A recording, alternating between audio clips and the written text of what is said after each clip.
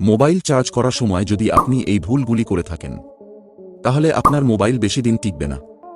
একই ভুল বারবার করলে আপনার সাথের মোবাইলটি খুব তাড়াতাড়ি নষ্ট হয়ে যাবে। আপনি হয়তো জানেন না যে মোবাইল দিনে কতবার করে চার্জ দিতে হয়। আপনি এটাও জানেন না ব্যাটারিতে কত % চার্জ থাকলে তবেই চার্জে বসানো উচিত। চিন্তার কিছু নেই, আজকের ভিডিওতে আমরা মোবাইল চার্জের সঠিক উপায়গুলি আপনাদের জানাব।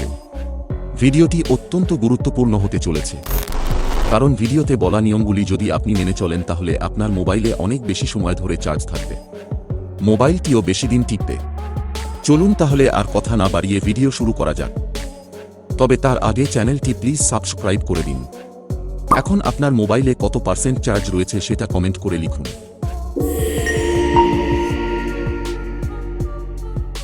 আজকালকার যুগে মোবাইল আমাদের জীবনের অবিচ্ছেদ্য অঙ্গ হয়ে উঠেছে।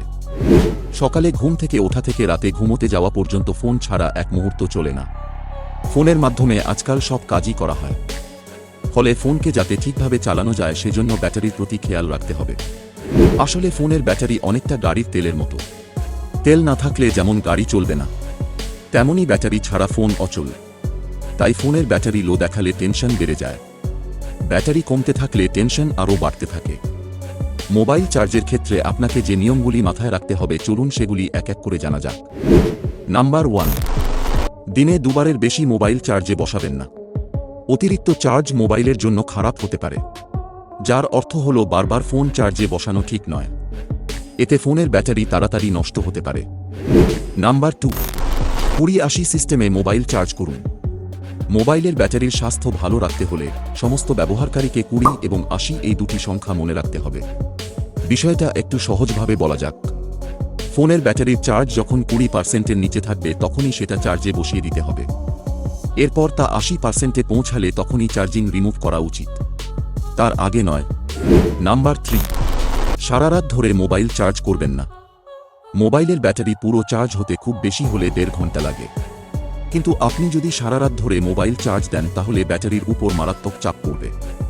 স্বাভাবিকভাবেই মোবাইলের আয়ু কমতে থাকবে।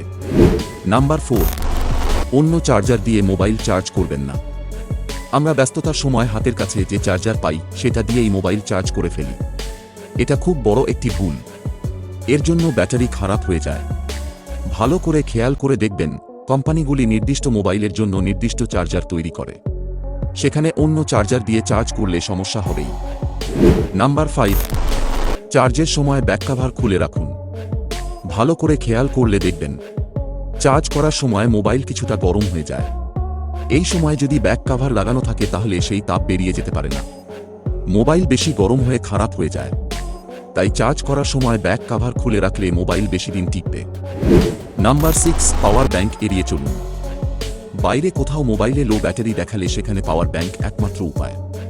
কিন্তু নিয়মিত পাওয়ার ব্যাংক ব্যবহার করলে আপনার মোবাইলের ব্যাটারির ক্ষমতা ধীরে ধীরে কমতে থাকবে, কারণ পাওয়ার ব্যাংকগুলির ভোল্টেজ সবসময় এক থাকে না। তাতে মোবাইল চার্জের সময় সমস্যা হতে পারে। তবে আপনি ভালো কোম্পানির পাওয়ার ব্যাংক ব্যবহার করলে সমস্যা নেই। বন্ধুরা, ভিডিওটি কেমন লাগলো কমেন্ট করে জানাতে ভুলবেন না। চ্যানেলটি প্লিজ সাবস্ক্রাইব করে দেবেন। বন্ধুদের সঙ্গে ভিডিওটি শেয়ার করে দিন। খুব শীঘ্রই নতুন ভিডিও নিয়ে হাজির হচ্ছি আমরা। ধন্যবাদ।